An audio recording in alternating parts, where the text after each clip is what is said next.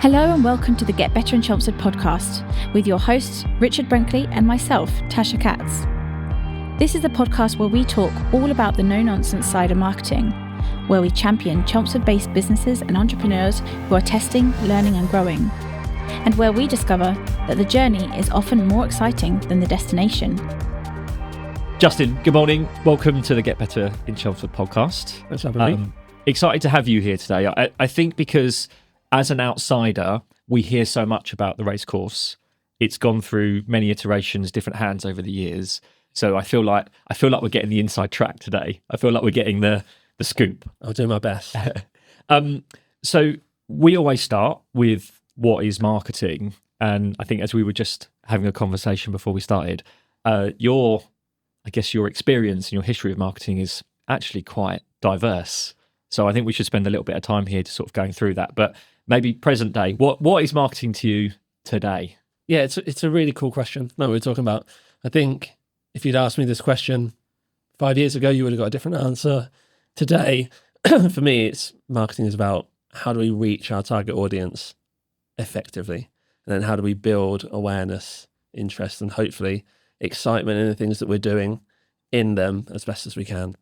And then particularly in events, it's then about, okay, you get those people through the door, they're here enjoying an event. How do you deliver an event that keeps them there, that makes them want to come back, and hopefully makes them want to tell their friends about it, get their friends to come next time as well. So it's really become a kind of full package for me. If you'd asked me 5 years ago, I probably would have talked to you about storytelling and content marketing and social media. And a few years after that, it would have been more about research and campaign automation. But for me at the moment, yeah, it's that kind of all-encompassing piece. So a far more complicated beast than perhaps the dictionary or any course might have told us, because you have done marketing as a degree, an MBA. Talk about those experiences. How does that, what we're taught, differ to what we actually have to do in practice then? Great question. I mean, it builds the foundations, obviously, right? So you go into it with more confidence, knowing the kind of the core things that underpin it. But I do think time and experience starts to bring those things to life. You learn about the 4 Ps and exchanges of value. And further along the lines, I've done brand management as a mini MBA, which I absolutely loved. I did it with Mark Ritson and learned about everything right from heritage and research at the beginning to try to understand customer right then through to delivery and targeting and everything. But some of those things you don't really fully understand until you're in a scenario and you're kind of forced to deal with them. So at the racecourse at the moment, I look at the product that we have and we have certain things about it that are challenges. I remember back when I was doing my studies, we used to do lots of SWOT analysis, pestles, just hate them, absolutely hate them. But now I'm sat there having conversations about, well, our location isn't ideal. And the way that people find the venue, like literally get to the venue, isn't ideal. Like, how do we solve those challenges? And all of a sudden, that idea of marketing, which is like social media posts and emails and get everything out there, becomes more complicated because it is solving problems that your customers need to overcome to actually come and be part of the product and the events that we're running. Yeah, so immediately dispelling the myth that we just colour things in. Yeah. If the challenge in your marketing brain at the moment is like, well, actually, how do we move a racecourse from where it is to a different location, or how do we change the infrastructure around it? I mean, that's pretty cool. Yeah. How has kind of, I guess, your experiences shaped how you market things? So obviously, you talked about you've worked in a lot of different places, and ultimately, it sounds like those experiences have shaped today. And does that make you a better marketer, a better business guy? What's your experiences and how's that shaped you? I think the main thing that I've always saw in my experiences, I would have been a lie to say that. Initially, when I was looking for marketing roles, it was, what did I want to do? I wanted to work for a football club. I wanted to go and be part of something that I'd always enjoyed watching. I was never going to be a player. So how else can I do it? I can go and work for a football club. I can work for a cricket club. So I can go and be part of the entertainment and the fun and what I found, or what I was passionate about. And that really was my motivation initially. Like, where do I want to go? How do I get there? And I chose my roles based on that. And there was a lot of fun in that. I did some great things and you learn a lot quickly. But actually, I think when I went to QPR, my motivation then from what roles I did afterwards shifted to what can I learn from a role next and who can I work with? I went to QPR as part of a small team. We did some fantastic projects that I'm really proud of, but there wasn't a huge amount of people that I could learn from that were more senior than me. We were solving problems together kind of on an equal footing. And what I really needed at that point was someone who'd done it for 15, 20 years to be able to support me and tell me and guide me. And so then from there, I went into slightly different roles, large exhibitions and conferences, part of a huge workforce at RELX, Reed Exhibitions, where immediately I was part of one of 100 people in a marketing community where I could learn. And I think then those people shape you, but also your failures. Like the one thing that I've always been very lucky about is the managers that I've had and the teams that I've been in, and the opportunity to go in somewhere and try stuff and fail and not have like severe consequences or telling off, like being given the freedom and the trust to go in and go, I think this would work, let's try that, based off of some of the things that we know, but also some of the things that we're trying to learn. And is this going to work? Let's give it a go. And those things have really shaped me to go into then Chelmsford, where now I feel confident to go, I know these things are going to work. I've done them before. I've got various models that I work through, like funnels and all these different things, all these kind of different ways of approaching the marketing that we do. And I have a really clear vision, I guess, for how we do it, an approach. But then within that, I still want to give my team the opportunity to go, we should do this. We should try this. This didn't work. How do we do it differently?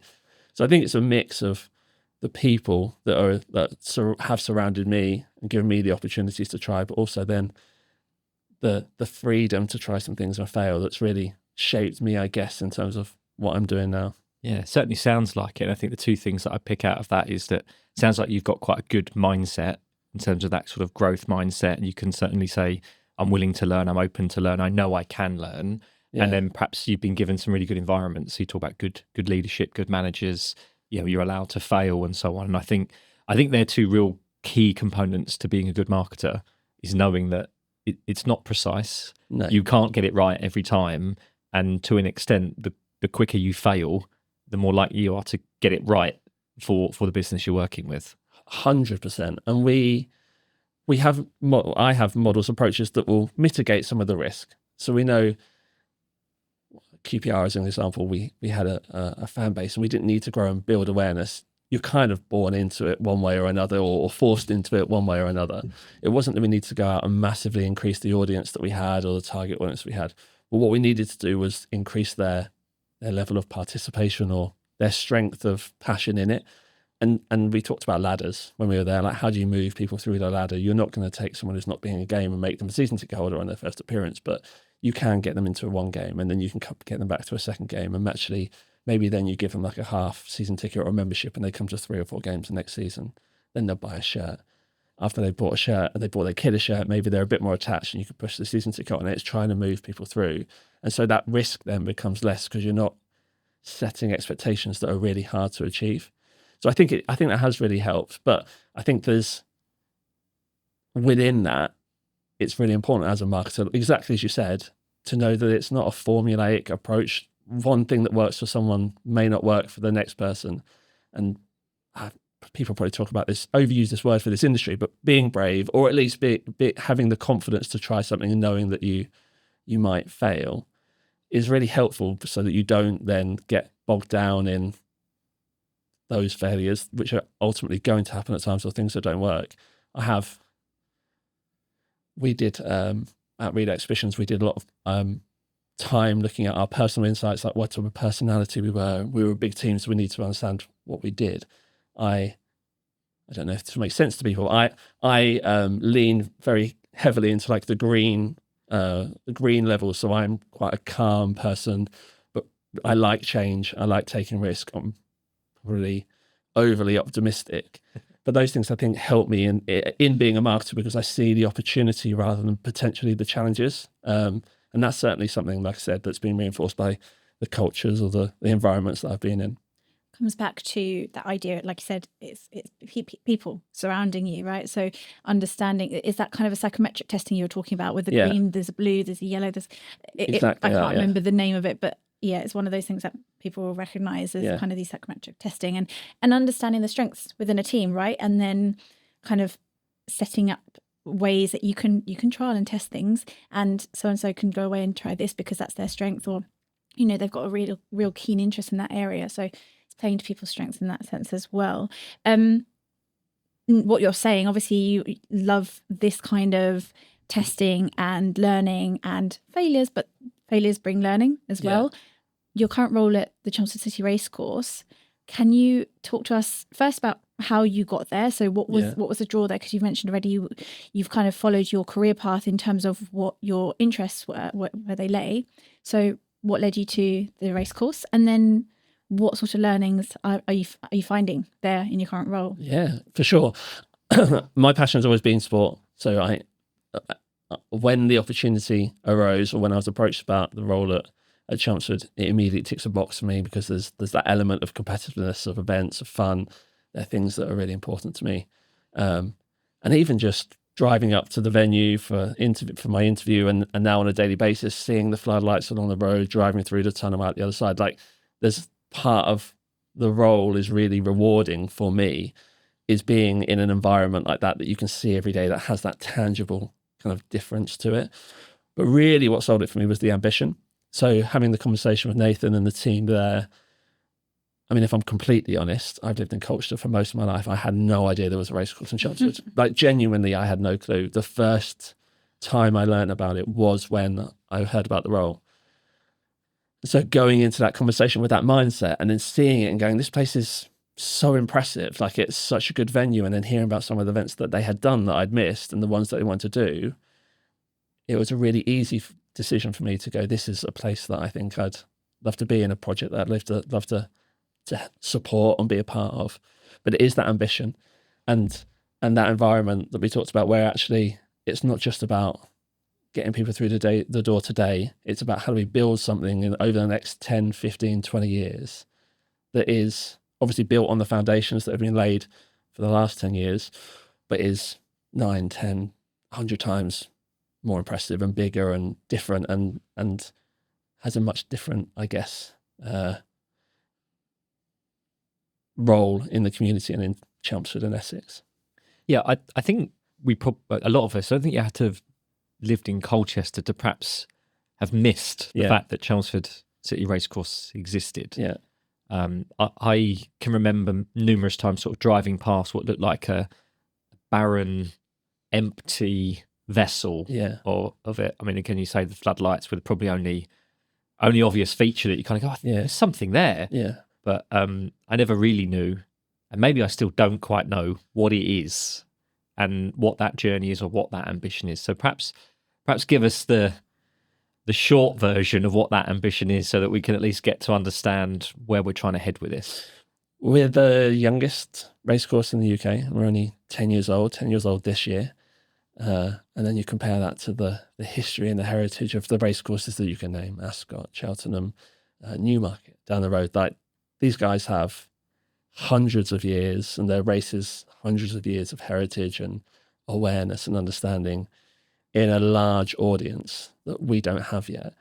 But the ambition is to get up there, right? The ambition is to grow, to create a venue for horse racing predominantly, or first and foremost, but also for entertainment, for business, for meeting, for days out, that is the biggest in Essex and is a draw for people from this county and beyond. And it's a massive ambition, but you have to start somewhere, right? And I think the work that the guys are doing now, and the fact that there is that alignment around that ambition to build something special, fundamentally special, like change the perception, or not change the perception, but grow the awareness, introduce more people to the racecourse, bring them there over and over again, and make it a really core part of Essex and our culture is, it's really interesting and built on the heritage of, like you talk about, was a site which is historically ingrained in equine sport and community and a big part of Chelmsford and Braintree and Great Leys. Like it has for hundreds of years been a venue for show jumping and community and agriculture and equine, like I say. And the fact that we're able to continue that in a different way, but in a way that kind of enhances it for this time is, it's really, it's a really exciting project to be part of, and one that is easy to motivate people around. And I guess in many ways, it's the convergence of all your experience, events, sports. Yeah. I guess there's a ladder in there somewhere about how do we get someone to come once and then bring the family and come for those kind of things. So how far along do you think we are? Obviously, to be an Ascot or anything, we can't magic up 100 years of heritage, right? Yeah. So we've got to find other ways to differentiate and build a good product. And some of that's just going to be better geography than Ascot. Yeah. We've got quite a good catchment around here, so that's great. Yeah. But where are we on that journey? How far away from that ambition, if we ignore existence being one of the goals? Probably closer than most people think. I think on a day-to-day basis, it's a long-term project, right? There's no getting away from that. And building any brand is a long-term play. It doesn't happen overnight. Part of the formula of building a brand that is strong is literally the time and the ideas that you're able to build within the people who talk about your brand. But on a day-to-day basis, we have to be taking little steps towards achieving that. And so even fundamentally down to things like the racing as an event that we put on and the work that our operations and racing teams do to bring in all the owners and trainers, to bring the horses, to run the races. We're a top 10 racecourse in the UK. Last year we were in the top 10. This year we're in the top 10 in terms of the experience for owners and trainers, the welcome that guests get. We win awards. And so that work that's happening today, you might not see the bigger picture, but is moving us towards, it's establishing us alongside those competitors. And I put them in kind of brackets because they're one competitor, but really on a Thursday night, we're not competing with Ascot, we're competing with, I don't know, the cinema or the pub, or well, you're going to go for a run with your kid or something. That's also our competition. But the work that's happening behind the scenes right now, and the fact that we do have these conversations about the ambition and the long-term plan, I think are the seeds that will grow, hopefully, in the next 10, 15 years. And I guess the big one that most people will have heard about this year is the new festival that we're launching. And the fact that from a marketing perspective, probably one of the best pieces of marketing we'll do, puts us on the map, introduces new people to us as a venue, in this instance for music. But then off the back of that, we can bring more people back to the racecourse. We can, first give them a great experience and then keep them coming back for other music events and then possibly racing as well. What comes to mind when you talk to you've got this new festival coming up? Yeah. You've got that competition, not just with Ascot and Cheltenham, but like you said, it's a local cinema. It's the bowling alley. It's people are watching Amazon Prime or Netflix or whatever. It's trying to compete against that, isn't it? To what extent do you think destination marketing comes into it as well? Because it is, yes, it's an entertainment venue, but it's also like setting. Like I think we've actually had chats in the past where you've said it's about putting the racecourse, Chelmsford City Racecourse, on the map as the place to be, right? On a Thursday night, on a Friday night, on a Saturday night. How do you manage that? And who are you talking to? Because Rich, you already said about catchment area. Are we talking to just people in Chelmsford? Are we talking to just people in Essex? Is it wider than that? How are we reaching those people? Predominantly, well, when I came in, one of the first things we did was we really got specific about our target audience, and we did ring fence Essex. So it's like we want to do this as well as we can in Essex first, and then we'll step out further. Things like the music festival have probably altered that a little bit, and we do have to flex depending on what products we're talking about. But Essex is really important for us. It is a really good catchment area in terms of racecourses. There's not another racecourse in it. And we looked at where the high population points were, Colchester, Southend, Basildon, Chelmsford, and how do we then actually go and be part of those spaces to build the awareness. So it is about, first and foremost, being a big part of Essex, but it is a destination. Most people will come to the racecourse with someone else. You're normally having a day out, an evening out, often an occasion, a celebration. And it's something we're trying to lean into more actively in terms of our narrative and the marketing we're doing, so that we can build into those stories in terms of why are people coming to the racecourse? What are they celebrating? If you're coming for Ladies' Day, you're normally coming for a group of girls, you're your friends, and it's a big party and a celebration. If you're coming to Good Friday, it's your family day, and you've got all the family together on a bank holiday, and you're there to have some fun and enjoy the races. If you're coming on a Thursday night, it's different. You might be coming after work with a couple of mates for a pint, a few races, some food. So we need to understand what is the motivating factor for people, and then try to give them the most compelling reason to come and do that with us. And I think it is hard. The economy's been difficult, back to Pestle. The economy's been difficult over the last couple of years, and people are definitely making different decisions with their finances and everything. But we have to flex our product. We have to make it affordable, and also build that perspective of value that people see. Okay, it's a fun evening out. It's inexpensive. I can have some excitement with the horses. I can sit there and chat to friends, get some food, and really start to paint a picture that, like I say, it gives people a reason to want to be there usually with their friends or family. And is there a stigma around horse racing that people avoid the venue because it's horse racing? Like, oh, I don't like that. I don't want to go there, and just its pure association with it is a massive pro, but also a big con. We definitely see it, right? So it's definitely one of the challenges we face. Really specifically, if we run ads on Facebook, you will have people who are actively voicing their opposition to what we're doing, and we can't worry about it all the time, right? Every brand, including us, will have people that are passively engaged with you, that promote what you do, that advocate what you do with us. In the same way that I had in football, you will have quite strong detractors. You will have people probably more vocally kind of in opposition to what you do. And I think what we try to do is, I don't like to say the word educate, but we try to explain the work that goes in behind the scenes to make this a safe sport, that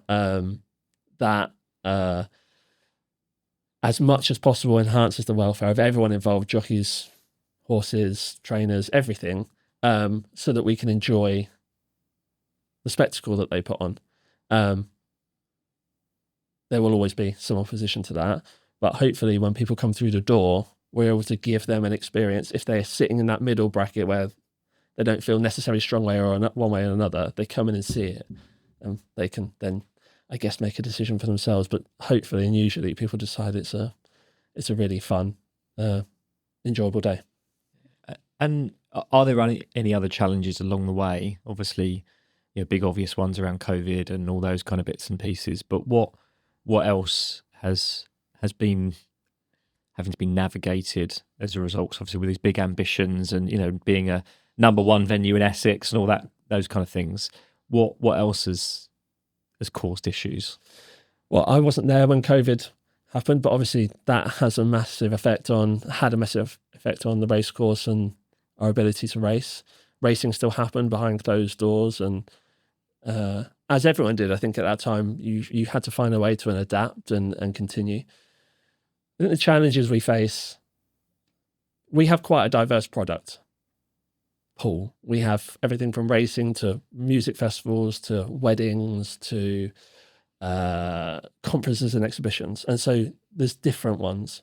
But probably, and it's probably not that interesting, probably the biggest challenge we faced is that lack of awareness that people have in the racecourse and that diverse set. I'm not interested in racing, so why would I be interested in the racecourse?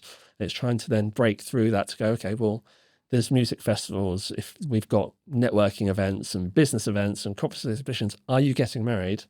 You don't have to be even getting married at our venue. We have wedding fairs and shows and exhibitions. Like, you can come and find all the things you need for your wedding without making the racecourse your wedding venue. You can if you want to.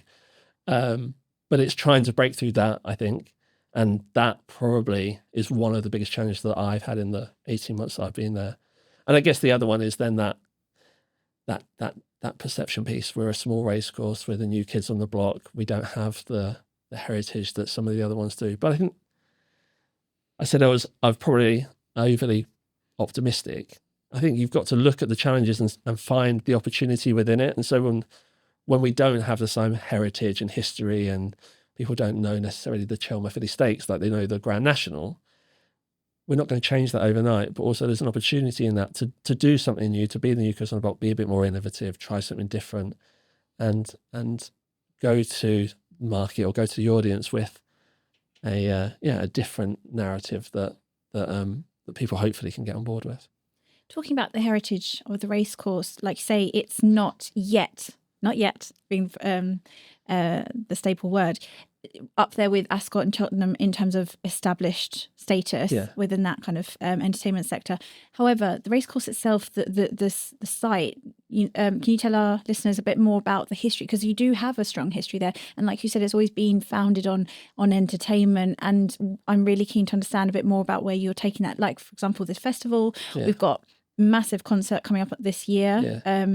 Can you kind of talk us through the history to today's date in terms of it becoming that entertainment venue? It was, I think, the mid 1700s. I think there was the first time there was kind of equine sports there, and then it was the Essex County Showground. And not just the site itself. The owner has a background in show jumping. So I think all the elements that start to build your foundations make you authentic, if that makes sense. So we haven't torn it down and started all over, and now we're this big music venue. We are rooted in what that ground and what that part of the area of the world was for this community. And then I think it's then how do you build on that? How do you build on those foundations? You keep the authenticity of what you're trying to do, and the racing and being part of the community and welcoming the community in for various different events. But then that ambition is really important, and we have to find a way to then move that forward, and part of that through infrastructure and the development of housing in the area, and literally bringing more people in onto the doorstep of the racecourse. And then there's a lot of it then through perception and I guess the bit that I really enjoy about marketing, which is that kind of storytelling but creating a narrative. I've used that word a few times. When we can own our narrative and be really authentic with it, I think that's when we're our best selves, when we're going out there to people who haven't heard about us before. And if we almost unapologetically kind of do that, we'll succeed, because we're not trying to be something that we're not. We're not trying to be Ascot today or Newmarket tomorrow, but we're trying to be the best Chelmsford City Racecourse we can, and we're trying to be the best venue in Essex for entertainment. And so then those developments to go and have a conversation with a Justin Timberlake or a Live Nation and say, we have a venue here that you can host world-class entertainment. And then it was fascinating being in Braintree and Great Leys in the weeks after we announced that. And I stood in Tesco's behind two ladies in the queue. And one of them was saying, did you hear Justin Timberlake's going to Braintree? And she was like, it can't be the Justin Timberlake. And I didn't interject, but I kind of want to go, but no, but it is. And yes, it's surprising, and that's a great thing. We want to surprise people positively. But next year, we need to match it. If we turn around and say, Beyonce's coming next year, less people will be surprised. She's not. I don't know. But Not yet. Not yet. But when we overcome those barriers of that perception, the racecourse will grow. And I think that's why what I love about brand is that your product is your product, right? Your product, you shape it. It's normally a tangible thing. Your brand is everything around it that people think and feel about it. And your product can grow, obviously, but your brand can grow almost exponentially around it, and people can feel so much more strongly about it. And so doing that for the racecourse is, I guess, my own personal project, but alongside our ambition to grow and be a big venue. I mean, it's clear that you've evolved and adapted, and I think it's an interesting one. The reference to the ladies in the supermarket is, I guess, to a degree, we've all got to kind of support you, right? The community's got to support you. Otherwise, we lose it. Whether you like it, whether you visit, or whether you sit at home and disbelieve that Justin Timberlake's turning up, or that you loathe it in whatever capacity, the reality is it's better for the local environment and economy that it succeeds, right? So I guess by being, I think you probably have already said the quotable piece from this about authenticity and being yourselves, is that I guess unless we are that, we don't get that local support. Yeah. And whether they come or not, as I say, we all need it, right? Yeah. Well, what's really interesting about that, and I think I learned this at QPR, was I wholeheartedly agree. And one of the first things I did when I got to Chelmsford was I sat down and constructed this campaign. It was like support local, like all these things on your doorstep, like don't go to Newmarket, all this. I wrote it and I sat down with it. I was like, I really like this as a campaign. And I was like, it's not the right one, because I do agree with the sentiment, but it's not our customer's responsibility to make that decision. We have to do such a good job that it becomes a one of theirs to be part of it. When I was at QPR, I had this brilliant experience where we were, I joined, and I'm going to get all the names wrong, so I'm not going to do them, but I joined just after we'd had the Italian ownership, and Fernandez was there.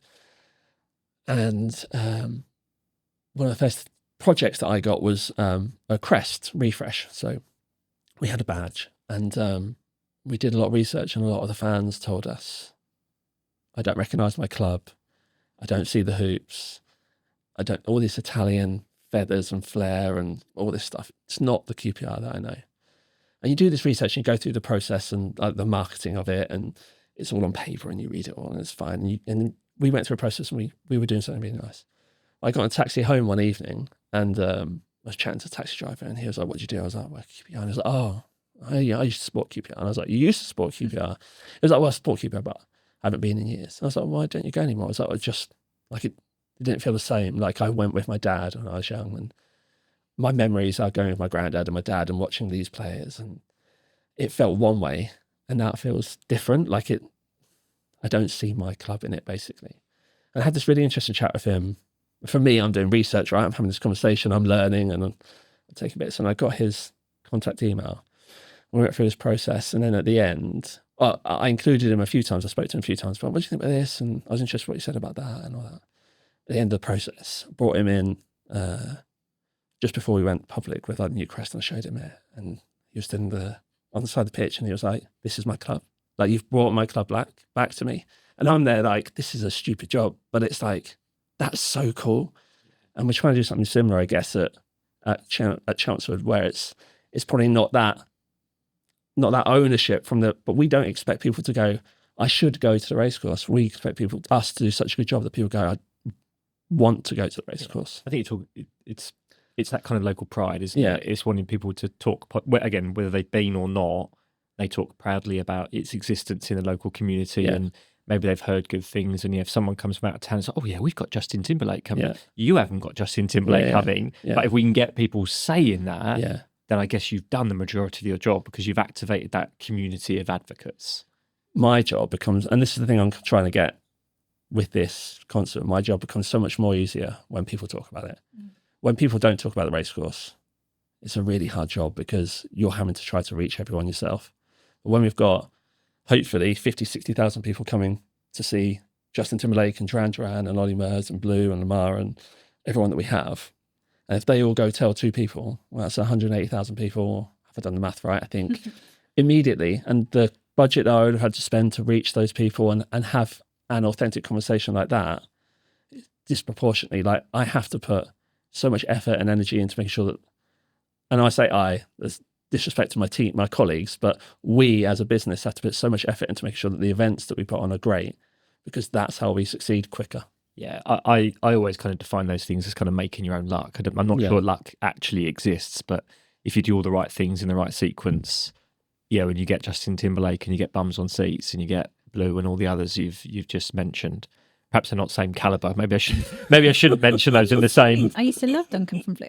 Okay, but again, that's I think you make your own luck. Right, that's where you get success, because it's just I think it's the energy that it all comes from. Yeah, I agree. And fundamentally, you live or die by your product, right?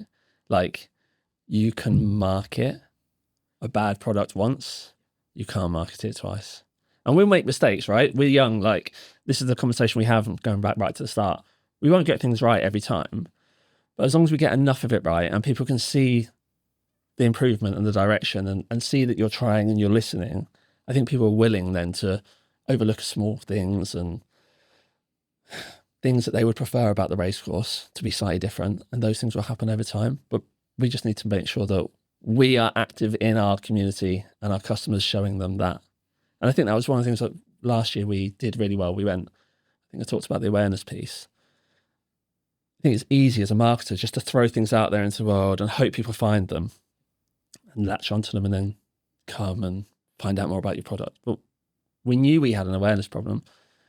And we then, instead of doing traditional marketing, I guess, we went out and did a bit of a roadshow around Essex. We went to Chelmsford, we took a pop-up, we had this big envelope wall, and we let people come up for free and play games. So you got to choose envelopes off the wall and pick it out. You might win a prize, you might not win a prize. And we took it to Chelmsford and Braintree and Colchester. And I think it was the best thing we could have done, because we were going out to the community and meeting them where they were. And people, lots of conversations. Oh, I didn't know there was a race course. Oh, I've seen that. I wondered what that was when I drive past, and those sorts of things. And actually being there, but being there in a way where the experience that they're having in that moment is similar to the experience they have when they come to a race course. So the fun, the game, the competitiveness of it, the win-lose part of it, the fact that you can do it as a family and everything, like having an experience that we could literally take out to people and semi-replicate what would happen when they come to the race course, I think just reinforces what we're saying about the fact that it's our responsibility as a race course to do the right things that will hopefully get people through the door. Justin, honestly, we could chat here for hours, because there's so much to learn, right? From just everything that you're saying. We've spoken about, it's that ambition, your own personal, individual ambition, but that of the race course as well, of Chelmsford City Racecourse, to become that destination to be at, but also that local pride that we've discussed, bringing in the community and that brand awareness piece. There's, like I say, we could talk about it for hours and hours. We don't, unfortunately, have hours and hours. So on the last note, where can our listeners find Chelmsford City Racecourse, and when's the next event? Well, I think it's helpful to say where we are, because we are in Chelmsford, but we're on the Chelmsford Braintree border, which does get confusing. So we're in Great Leys. We race all year round, which again, lots of people don't know. So you can find us most Thursday nights racing. But our big events start in April in the summer. We have our family day on Good Friday. Last year we had 6,500 people there. This year we're hoping for about 8,000. Entertainment, racing, just fun for everyone. And then our summer season for events really begins. We have Ladies' Day in June with Sister Sledge performing. We have our new festival, Chelmsford City Live, in July, that we've talked a little bit about. And then we have Arma Van Helden performing at the end of August which is our big end of summer party, which again will hopefully have 7,000 or 8,000 people. So there's loads going on. If you're ever looking for something to do, the racecourse normally has something. You can find us on all the normal social channels. Just search Chelmsford City Racecourse and we'll be there. Thank you so much, Justin. It's been a real pleasure chatting with you. Thank you. You're welcome. Thanks, Jason. You've been listening to the Get Better in Chelmsford podcast with your hosts, Richard Brinkley and Tasha Katz. If you enjoyed this episode, please be sure to like and subscribe. And remember, you can tune into the full series wherever you listen to your podcasts. Thanks for listening.